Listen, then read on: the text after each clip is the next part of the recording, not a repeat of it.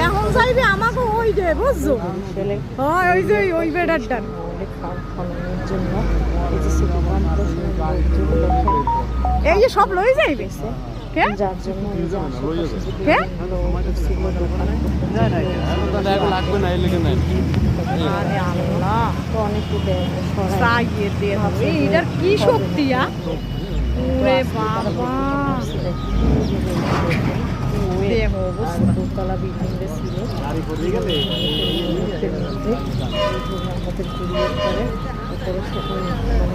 কাজ চলতেছে খাল খননের এবং আশেপাশে যে বিল্ডিংগুলো দোকানগুলো আছে আরে শুরু দিয়ে একটু দেখলাম না জানে কেনা মোড়া পাইছি বরিশাল দিয়ে অবশ্যই আমাদের আমাদের পরিসরে